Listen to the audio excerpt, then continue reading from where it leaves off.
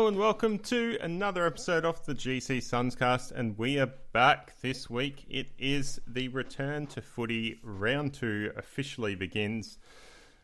Coming on 8, maybe 10 weeks since round 1? I've lost track, and to be honest, I think like most Suns fans, we are forgetting that game ever existed. Well, let's start the show off tonight. I'm your host, Shane. Joining me is Tom. How's it going, Tom? I am going very well, Shane. I can tell you right now, round 1, way back in March 21st. So we're pushing 3 months since the last game, and I've got to say, about time. I've been, watching the shows on Fox Sports, and all the commentators and all the journalists, and everyone's all just, thank God we don't have to talk about, the last time I cried or have another Zoom chat. It's just, we're going to be seeing footy in 2 days, and we're going to be seeing the Suns in 4 days, and I can't wait. Yeah, absolutely. Well, let's jump straight into this episode because a lot has happened in the last few weeks. Where do we start? Well, we'll start with our Patreon donors. We'll thank our old soul Patreon donors, Jack Stad, Paul Vosti, Dale Snelling, Brodie Burgess, Kate Kelland, Tom Kim, Chris Moore, Robbie Fiorini, and Tim. Thank you guys for your support, and we'll look to deliver with a pretty good show. So, a couple of items on the news tonight, and we can go into depth in most of them. So, I might just list off the headlines here, Tom, and then you can pick and choose which ones we delve into first.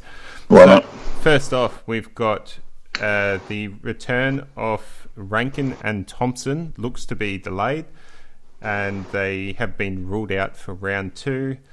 Ellis, Miles, and George Hall-Smith have been injured in the last few weeks. And we've got the potential for crowds at Metricon starting this weekend. Where should we go, Tom? Well, for starters, we can say that Rory Thompson and Isaac Rankin, they didn't play in the scratch match, so it's not like they're re-injured.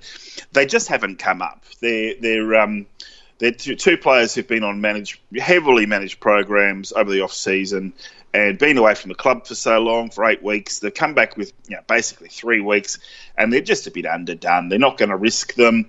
They're two players who they see playing most games this season, and so they're calling it 1 to 2 weeks for each of them, which, it's fair to say that we'll be having the same conversation next week and possibly the week after, but they're not far off, and we'll just have to see how things go.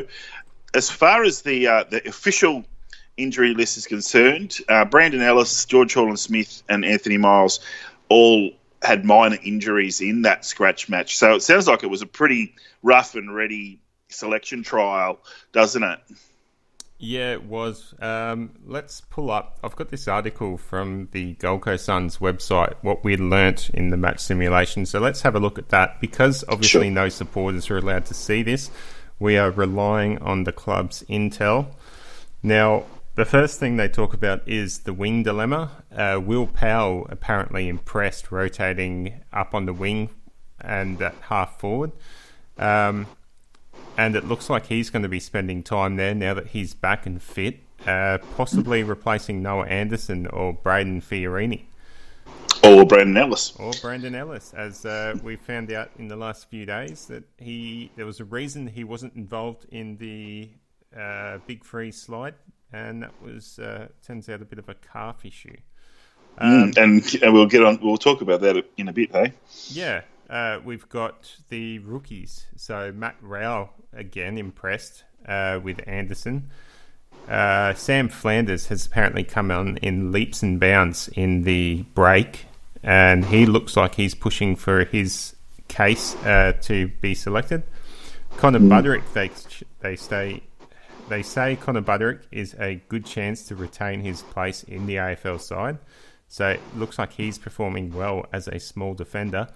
And Jeremy Sharp is again showing promising signs, and he's definitely going to be pushing his case for selection as well, especially with Brandon Ellis not playing. That opens up that wing spot.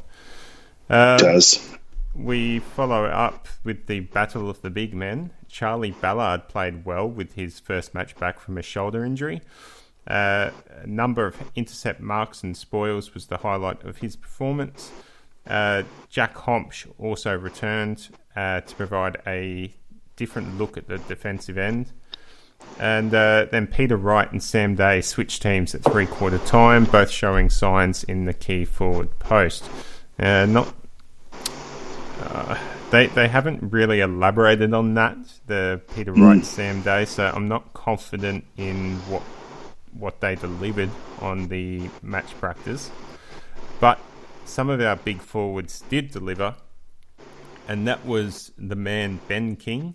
He kicked 4 goals, and Alex Sexton returned from that hamstring injury he suffered in the preseason, and he kicked 4 goals as well. So including Sexton into that side is going to add some serious firepower to the Suns side.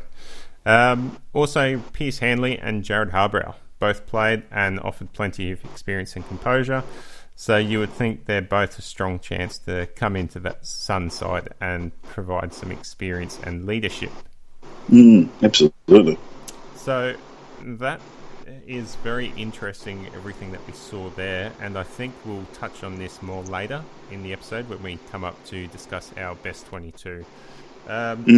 So going back to the injury list, it looks like Ellis is going to be a week. I think they're talking about him possibly coming back for round 3. Yeah. And Thompson and Rankin, as you said, they didn't play. They're just sort of easing those players back from serious injury and want to get them match fit before they push them into selection. Exactly right. Miles will be a few weeks. It's a hamstring, right? So he did it a week. It'll be a week. He'll have had a week before the game starts. So 3 to 4 weeks after, that's the usual time. But with these kinds of things that, you can't be too sure. I wouldn't see him travelling to Geelong. So, maybe after round 5, he can be considered again. But who knows what will be happening by then. The only one who's out for any sort of length of time is Mitch Reardon. And not to forget, David Swallow, captain, is suspended for this week. So those, of all of those, probably only Ellis and Swallow really affect selection. But obviously Thompson and Rankin would have been really pushing for spots. And even someone like Miles, who was really reliable last year, it's a bummer to have him out. But depth is the thing that we've got this year, and like we've never ever had. So very exciting to be speculating this round 2 team. Yeah, you mentioned depth there with our list size obviously being a huge factor in that. Craig Cameron had a really good interview with Cal Toomey last week and spoke on several issues. He spoke about the Brad Crouch trade, or how almost happened, didn't it? Trade. Yeah, it sounded like it was really close, and they decided to stick with their guns and stay down that youth path. So, I mean, that's good. I like that strategy, and it sounds like that's the strategy they want to go with. But they are open to bringing in some mature talent at the end of this year. But with the whole COVID crisis and the potential for list sizes to be slashed, the rumours going around it is it's going to be slashed down to 35. That could be a huge chunk of change to Gold Coast. I mean, that's basically 16 players. Now, you'd have to assume, I think Tony Cochran then backed this up on our friends over at the Heat Room, Tom Boswell and Sean Tobin. He backed up in his interview with them that the AFL would have to have some sort of concessions. Otherwise, we're just going to find ourselves back in the same situation we were 6 years ago, where the club was really struggling and didn't have enough depth or leadership in its players. So, yeah, interesting things happening. I think there's so much complexity to it because, okay, so look at a club like Richmond and Collingwood, right? So if you slash their list size to 35, a few of those players are just going to slip down to their VFL sides. And their VFL sides get, decent crowds every week. The diehard fans will go along and watch VFL, whether they're playing against another AFL-affiliated team or whether they're playing against someone like Port Melbourne or whatever. The VFL these clubs are very strong. They have the budget to be able to carry these extra players outside their cap. They already do it, right? So, Richmond winning the VFL flag last year, there were some players who in that grand final side in the VFL, which they won, which helped them actually, Marlon Pickett was best on ground in that game. He won a grand final spot with his performance in that team. It's a very good team because their top-up players are the best top-up players you can find that aren't on an AFL list who are in that system. We don't have that. So to be able to develop our players, we need some sort of reserve grade or secondary system, and we need decent AFL calibre players. So how that could be managed, they're talking about maybe a temporary merger with Southport, and who will have the budget, and the AFL can support that. What's going to happen with the academies and this and that. So, 51 players, there's quite a lot of developing players who you don't even expect to play AFL this year. Are they going to be lost to the system altogether? And if you wipe out the NEFL, they're going to have to go to places like Victoria and South Australia and Western Australia to get a chance. There's so much to decide. So I'm happy for them to take as long as they need to take to work out the sort of whole of football in Queensland, New South Wales, and Northern Territory, as Mr. Cochrane puts it, because the boys on the Heat Room were talking about this as well. It's too much for me to get my head around, really, because you just hope that they would just keep the NEFL and continue in that way, because it's been really successful for the Lions and for the Giants, and obviously Sydney was quite competitive for the history of the NEFL. They had a very competitive NEFL side, so there's no reason why the Gold Coast couldn't continue in that system. But, well, we'll just have to see, won't we? Yeah, it's a really delicate situation, as they've suggested, that if they form an Eastern Seaboard VFL type competition, you're going to lose the AFL clubs to that, and then that leaves the NEFL in a position where they're probably going to have to disband, and then those clubs in the NEFL are going to have to drop back down to, say, the QAFL. And, you're going to have a situation there where if it's not balanced properly with players and everything, you're going to have teams like Southport just winning 10 QAFL premierships in a row. No, because they'll lose 80% of their salary cap. So you got Jordan Murdoch's younger brother, Brodie Murdoch. He's not going to stick around because he has a glimmer of hope that he might make it onto an AFL list. Well, that might have been snuffed out, but at least you're going to play at the club that's going to be playing second level, footy and live the Gold Coast lifestyle. Well, he wouldn't be able to do that unless he works full time and plays for nothing. And he's not the only one. Think of all of the Suns players who've been delisted over the years, who've decided that the Gold Coast is the place to stay, and Southport's where they want to play their footy. There's more than a dozen of those guys, even players who played for the Suns. Matt Shaw played over 100 games for the Suns. If he settles down as a family, he could be providing father-sons, But he'd have to question whether he'd stick around for no pay or for basically enough pay to pay his dues and maybe get a free pair of boots. It's ridiculous considering that a place like the Sandford will offer huge money to these. Sandford could end up being the big winners. But I don't really want to see two competitions. I want to see one competition with a supporting competition in each state. Yeah. But anyway, yeah. Well, it's certainly a wait-and-see situation with that. We'll, of course, keep you posted when anything pops up regarding the future of the NEFL or Queensland footy and what it means for the development of our Gold Coast Suns players.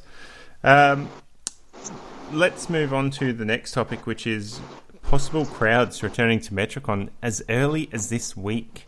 What is going on, Tom? It seemed like a week ago we were thinking maybe by the end of the 5-week block we might get maybe 500 people to a game. But they're talking about it as soon as this week, and it might be up to a maximum of 6,000 people at Metricon. Well, Jared and Robbo last night on AFL 360 sounded like they knew a little bit more than they were letting on. I was just listening to the way they were talking. I was like, when are you going to get to the scoop? And then, of course, Caroline Wilson did come in and scoop and say that crowds are coming back. But today we're seeing all sorts of different stories. No single news service has got the same one. Obviously the big story is the Showdown's going to have 2,000 fans. But earlier today I was seeing stories of saying that AFL clubs in Queensland can potentially look forward to having crowds of 25% capacity as soon as this weekend. This is from the Premier in an election year. Yeah, what they've worked out is if you only have a couple of hundred people, it ends up costing you more money than if you had none. So you've still got a social distance, but the more people they can get in, and let's face it, the more people who said, "Yep, keep the membership money. The club needs it more than I do. I want to support my club." They're going to be the ones who get first crack. It sounds like they'll probably have a ballot system, but it also sounds like there'll be a bit of corporate catering as well, which, I hate to think that money will buy you, the best seats in the house, but that's what it's like for every game, isn't it? So, let's face it, the club's got $7.7 million worth of sponsors to keep happy. So whatever we can get, we'll take. Yeah, well, based on the way the allocation for the Showdown has happened, it seems like they've got around 200 of the 2,000 is being allocated for corporate. I think 1,500 is being allocated for general members, and then about 500 is being allocated to the opposition team. Now, that's a unique situation being in South Australia, where you could get fans of the opposition side to the game. That's not going to happen up here in the Queensland games. So it would be along the lines of dedicating a certain amount of tickets for corporate, a certain amount of tickets for, let's say, gold class members, a certain amount of tickets for silver members, and then a certain amount of tickets for general admission. And that would obviously scale depending on, I'd say, the size of that membership base for those breakdowns. And yeah, it sounds like there's a possibility that some lucky people could be going to the football this Saturday. However, we haven't heard anything concrete come out today. I think I saw an article from 7AFL saying that it's been knocked on the head. Now, I don't trust that source too much, especially considering no one else has been running with that story. So I think it's still a possibility. But, a month's time, the round 5 game, we're going to Geelong. Hopefully the round 4 game, which is going to be against Fremantle, we can go along and watch a game of football, or at least most of the supporter base could. Yeah. Look, I think I might have just found a source that's saying that it's been knocked on the head, and that's that's ABC. So that's two. It's just so tough. There's 3 cases of COVID-19 in Queensland at the moment. They happen to be in South Brisbane and on the Gold Coast. So the 2 places where we've got AFL stadiums, and they're 2 places where we're not out of the woods. Even though they're known, it's just there, and they didn't come from the community. That all of that epidemiology, as they call it, has been taken care of, and the risk factor is so small. It's just that they're just the 2 zones. Like if you were going to play a game in Townsville this weekend, you'd be confident you could have a crowd because they haven't had any cases for yonks. So anyway, these 3 cases are well known, and they're all sort of in quarantine. So there's no risk. we keep going as we go. But yeah, I can't wait. Look, you and I are unlikely to get to a game anytime soon unless we get lucky. So those who are lucky enough, I think we can wait for another week or two because we thought it was going to be a month or two. Yeah, absolutely. Either way, it's win-win situation for the fans, and there's probably actually a greater win for, like you said, the members that supported the club and donated all of their membership this year to the club. They're still going to get all those extras and bonuses for next season and from the club, and they're probably going to get in and see quite a few games of AFL still.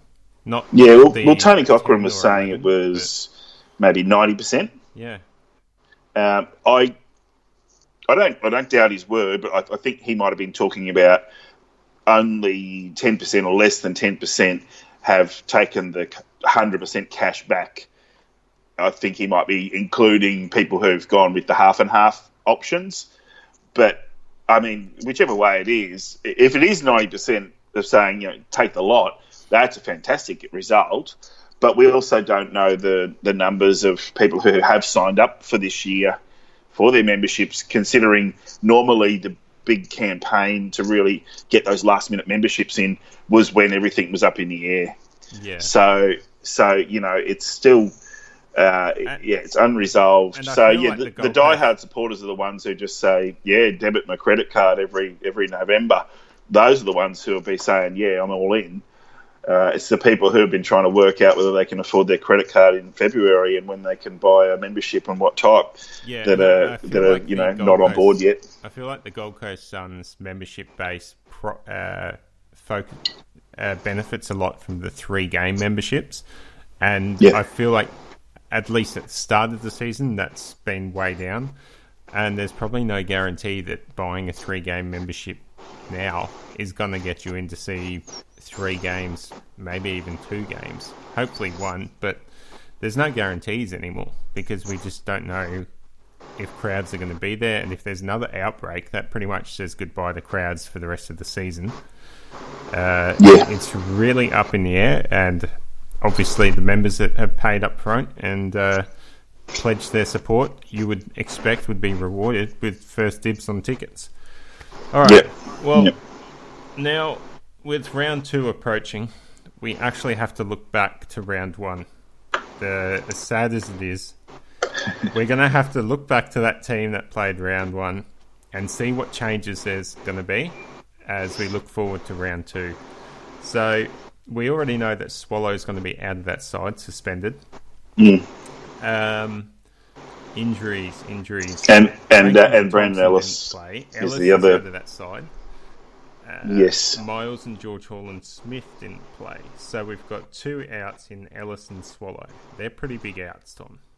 They are. I mean, if you think about it, Swallow is not. You can't replace him, but you have to put someone in, and he was named in the forward line. So he obviously played quite a lot in the guts, and that's the kind of player that we need to replace him with. But if you consider that they really shared it around in the middle, so Rowell and Greenwood and even Bowes spent time in the middle. Obviously Miller, Fiorini. So you need to be able to replace him with one of those as a team. So in a way, I guess it's not the worst scenario because we can replace him with a forward. It just has to be a forward who can play in the middle. So is that Ainsworth and we pick another small forward? Or do we bring in, say, Sam Flanders, who is a midfielder / forward who plays in the same mould with the same aggressiveness as Swallow? Hopefully won't get suspended, but it has been predicted that Sam Flanders will be a player who gets suspended early in his career, and that's by his own admission. So what do you think about that? Well, the player that comes to mind is one of the players mentioned on the match sim report that we saw, and that's Will Powell. He's a natural wingman. He's been groomed in that position for the last few years since he joined the Suns. And it sounds like he's training the house down. The way they spoke about him and the way we've seen Dew talk about him in press conferences, it really feels like he's one of the more favoured or loved players at the club and probably going to be one of the first picked. So I think with Ellis vacating that wing spot, at least for this week, maybe Powell gets back into the side.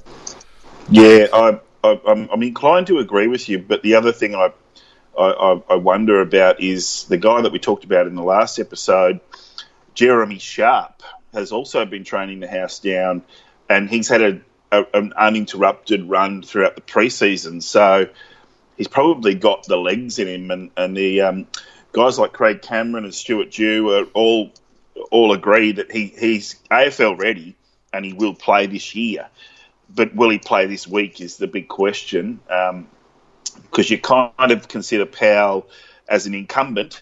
And one of the things that the Suns suffer from is that we don't have what the West Coast has we don't have these players who have been in every situation conceivable. They've been in it and they've got 5 options to get out of it, and they trust each other because they know that how far a certain player can kick or what foot they kick off and this and that.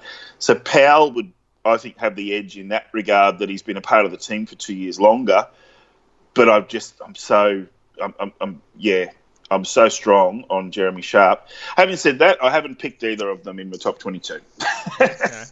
The other potential is it wouldn't be too far out the ordinary to have a Pierce Hanley or a Jared Harbrow play on the wing. Yeah, well, I put them both back in because for the same reason I just said, they're incumbents. They don't let us down, and the backline in the first round just really got outplayed in certain situations. And you know when the ball's coming at you and coming over your head so much, you really need to have some old hands back there, because we just don't. The rest of the backline, the way it's shaping up, they're all reasonably young players. I mean, Sam Collins is probably the oldest player we've got from that backline who'd be backing up. I mean, is it Harbrow or Hanley for you? No, I think we can find room for both of them. It probably... The hard bit is I don't think you could have Connor Bedarick in the side if you bring both of them in. I think, unfortunately, he misses out. And, again, the way the match sim talk was discussing, it sounded like the coaches are still really keen on giving Bedarick his time in the sun. Yeah, maybe they've got something planned for Harbrow or Hanley a little bit further up the field. I mean, either of them could play on the wing. It's just that we normally just really need them both back. I'd be perfectly happy with Pierce playing up the wing, even if it was just temporarily while Ellis was out. I did see, they don't show you much, but that one little snippet of Rowell getting chased down by Lemons, and if you watch the video, it's actually Anderson dishing it off to Rowell. And in the background, you can see Harbrow backing up, which is kind of a wingman's role. So I wonder if he's been playing in that position in practice. Yeah, possibly. Now, the other player that's definitely out is David Swallow. He was named in round 1 in a forward pocket. So with that in mind, I believe Sexton is the like-for-like replacement, as Sexton can also go forward, go into the midfield and be damaging. Well, you'd think he'd be our sort of main source of goals, really. I mean, you want Ben King to be the 3 or 4 goal a game player, but we know now that Sexton can do it. So having an extra smaller forward, and it's kind of a bit of a fashionable trend around the league, isn't it? A lot of teams that have been quite successful have been able to come up with, because he's not the smallest forward. He's got a bit of presence. He's at that age where he trusts his body positioning and strength, where he can, and he's an excellent judge of the ball. When he was a bit younger, he was just getting pushed off it a bit, a lot. I'd probably prefer to see Darcy McPherson and Ben Ainsworth spending more time in the middle than Sexton. But you're quite right. Having that flexibility to be able to put them all through there is I think it's part of Dew's long-term plan. Keep that forward line working really hard, And when you need to sort of rotate some of them through the guts, you can rotate them with other midfielders because you're not going to do as much running when you're in the forward line. But when you are running, if you're doing that strong defensive press, then you're going to need to have a breather after that. So whether it's doing that first and then going into the guts or the other way around. So I think we're pretty well set for forwards. If I'm looking at the depth chart that I've got, the big dilemma that we've got in the forward line is we've got Ben King, Sam Day, and Peter Wright, and we probably don't think that all three can exist in that same forward line. It may be something to try later in the year or against other opposition, but probably not this time. So if we can say that Ben King's locked his place down, which of the other two are you favouring?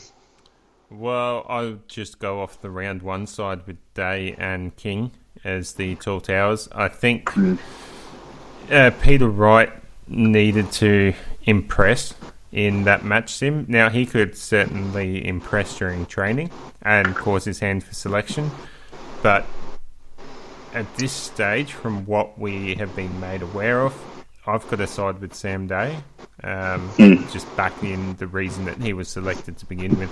Peter Wright hasn't come on. He hasn't delivered. He hasn't had that big pre-season where he's trained the house down and really become that mobile key forward that we all thought he would be. So, I mean, neither has Sam Day, but Day's got more runs on the board and seems to be more flexible than Peter Wright. Can I read some stats out to you from game one? So Sam Day had 7 possessions. He had 10 hit-outs, which probably actually helped in the end because Witsy didn't have his best game either. Of those 7 possessions, he managed a behind. He managed to gain 25 metres, which is by far and away. Oh, it's actually not the worst. He really underperformed. Now, I know that the way Port Adelaide played meant that the Suns really couldn't get it into the forward line. Certainly, Sammy was doing, his effort was there, and to be able to lead up the wing and lead up the guts the way he was, and our players just couldn't get it to him. And humidity and all the rest of it. But yeah, I don't think he nailed his spot down, and I wouldn't be surprised to see that get changed. The other thing to mention is that with shortened quarters, you don't necessarily need a backup ruckman. But how do you feel about that, Shane? I mean, do you think it's better to put Witsy on the bench for 4 minutes a quarter to really, including the quarter and half-time breaks, to be able to get his motor back and have, because West Coast, we know, are one of those teams that generally go in with the 2 rucks. So do we need Meter Peter to go in there to compete with their second ruckman and occasionally take on Nick Nat? I mean, you bring up a good point. I think Jared Witts is one of those ruckmen which excels when he's the solo ruckman. I mean, I put him in the same sort of category as Todd Goldstein, who just struggled when there was a second ruckman in the side. I think Jared Witts can handle that load of being the only ruckman, especially now that he's had time to get over his pre-season injury, which inhibited him in round one. I feel, though, the question's more about who's the better lead-up mark out of Sam Day and Peter Wright, because West Coast's game in their defensive 50 relies on intercepts, and if we're just going to bomb it in, they're going to have some of their best players just picking off the marks. So it really depends on who can find space and lead better than the other. And I think Sam Day does that a bit better than Peter Wright. Yeah, look, I think Sam Day's the complete package as far as that goes. And I think he's just had such a horrendous injury, lost all his fitness and form, and then he had a few setbacks on the way back, hasn't he? So if we can see a bit more of 2016 style Sam Day in the coming weeks, I'll be very excited about his season to come. Shane, can I throw a couple of names at you? I said erroneously in the last podcast that Will Brodie didn't play, but he did. Can you see Will Brodie keeping his spot, especially considering David Swallow and Brandon Ellis are out of the midfield? Yeah, absolutely. Although I feel like Will Brodie's probably more at risk of losing his spot if Anthony Miles was available. So I feel like Will Brodie still maintains his spot. He's had a good off-season and looked pretty good in the JLT games. Is that what they call it? Yeah. So Marsh, they changed their name to Marsh Insurance. So, I thought that maybe having Greenwood, Swallow and Brodie in the same team might have been a bit of overkill because the other guys are more flexible, but he's purely a midfielder. And add Fiorini to that, even though Fiorini's a little bit different type of player. Raul as well is a similar sort of player. Yeah. Raul could play outside, you know. I mean, he's the best player in this year's draft pool, or last year's draft pool. So, you know, it wouldn't be surprised to see him take a turn out there. But I think they want to see him and Anderson link up because it's part of the package, isn't it? Well, which young players do we think is going to miss out on the round 2 selection? We had Anderson and Raul make their debut. We had Graham. I don't think he debuted in that game, but he's certainly no. He did. Players. He played. Yeah, we didn't have any tall players available. We didn't have Hom. I mean, we had Collins. Collins and Graham played down back. We didn't have Ballard. We had Graham, Collins, and Lukosius playing down back, and you know they tried all game, but and it wasn't like Port had the best tall forwards. They had a couple of young guns who outdid our backs. So Graham's the incumbent. It's a big question. Do you bring in Homsch for Graham and put Homsch on Darling and Collins on Kennedy? Or what about Chris Burgess? Yeah, I mean, I haven't heard anything about Burgess, so I don't know if he's even considered for selection. Usually those sort of players you hear during the week that they've trained the house down or they're really progressing and the coaches are talking them up. It would certainly be a surprise selection if Chris Burgess was named in the side, especially now that Ballard's back. He had a good match sim, so if he pulls up well without any niggles or sore, then he's pretty much a walk-in start to that back line. I think Homsch as well. I think Homsch would replace Graham. So we'd be looking at going in with 3 talls in Ballard, Homsch and Collins. With Lukosius on the bench. Lukosius as well, yeah. Geez, that's a really tall backline, Lukosius. It is. Well. But Ballard and Lukosius don't play as tall when they've got ball in hand, and they're both very good interceptors. The $64 billion question, Jack Bowes, is he going to be playing on the half-back flank again? Well, it sounds like he is, from all the talk that we've heard and a little bit of inside info that we've got. It sounds like Bowes is still training with the back line, and it sounds like the coaching staff are committed to seeing Jack develop his defensive game and his ability to read the play, and you do that best in the back line. He's probably still going to have bursts in the midfield, as most players do these days. But yeah, I think we'll see Bowes in the back line. Maybe look to shut down someone like Cripps or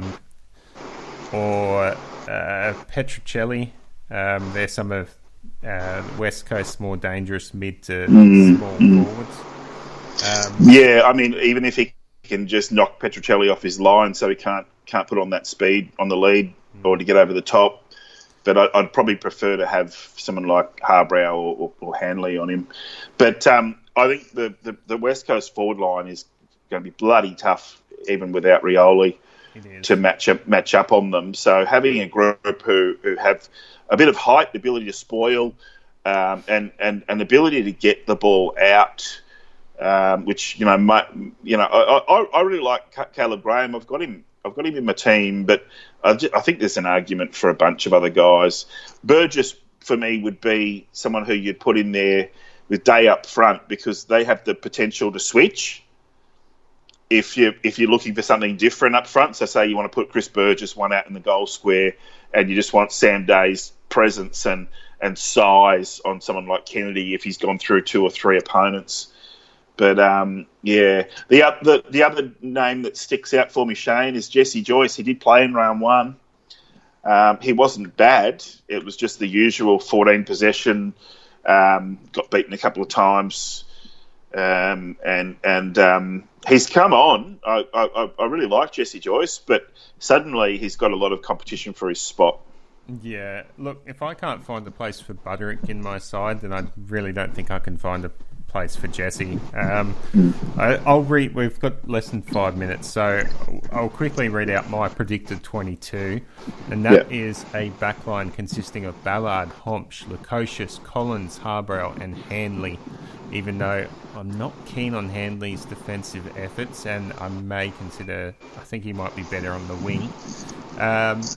I've got Weller, Greenwood and Anderson running through the guts with Witts, Miller and Rowell as the followers. McPherson, Day, Ainsworth, Sexton, King and Holman in the forward line. Holman, okay. Well, yeah, he was there for round 1. I don't see any reason not to drop him. He wasn't good. No, he's one of those players that brings the pressure. Maybe Flanders could replace him, or Lemons. What about Lemons? That's one that both those players, Lemons and Flanders, are on my extended interchange bench. Okay, I've got Lemons in the starting. Yeah, but only because it's either him or Holman, and neither of them played particularly well in round 1. But I just feel that Lemons brings something to that forward pressure. And we need him. But yeah, you're right. Flanders could knock him out, or could go with both. But yeah, keep going. Well, I've got the interchange now. I've got 8 players, but to narrow that down to 4, I guess my first picks would be Bowes and Brodie. And then if I have to find another 2 players, I like Powell. I really like him coming back into the side. And I'd probably go with Flanders if I'm keeping Holman on the field. I'd rather Flanders over Lemons. Fiorini? Oh my God, I've forgotten Fiorini. Now, Fiorini started last week in the back line, and it didn't suit him very well, but he finished really strongly, and he was one of the guys who, if we were going to make an effort and try and sort of get back into the game, it was on his boot. Ended up with 19 possessions in a shortened game, which would have normally been 25, or you can pick up a lot more possessions in junk time in a losing game. So him and Tuke Miller were the 2 best players. So they're the first 2 I picked. It's bloody hard without seeing a pre-season or anything like that, isn't it? It is. It certainly is. We've got about a minute left, Tom. Do you want to quickly run over your best 22 if you've got one? Oh, look, as per usual, you and I have got very similar. I've gone for Caleb Graham because he did play round 1. He needs to be blooded. Jack Hompsch struggles against the bigger gorillas. So if Collins is going to be in there, and Collins and Hompsch, a decent combination. There's some talent left off the field though. Josh Corbett, is he ever going to get a go? Jordan Murdoch, if we need some extra pace. Jesse Joyce, Jez McLennan, is he going to get a debut? And Connor Butterick, as you mentioned. So yeah, I've got no clue. Honestly, I've looked at it for a couple of hours today, so I went cross-eyed, and I cannot predict because Stuart Duke always throws it in a spanner, doesn't he? He does. It's really anyone's game. Like, as you said, I forgot Fiorini in my side, and I could probably name another 2 or 3 players I think are worthy of starting. Good signs for the Suns' depth, especially when we're not suffering too many injuries. Throw in the ones that are injured or ineligible to play, and the Suns has quite a bit of talent. They just need to get them all out in the park consistently. That's right. I wonder how the seconds team's going to go. Yeah, we'll have to see if we hear anything. All right, it's time to go. Thanks for joining us. Go Suns. Go Suns.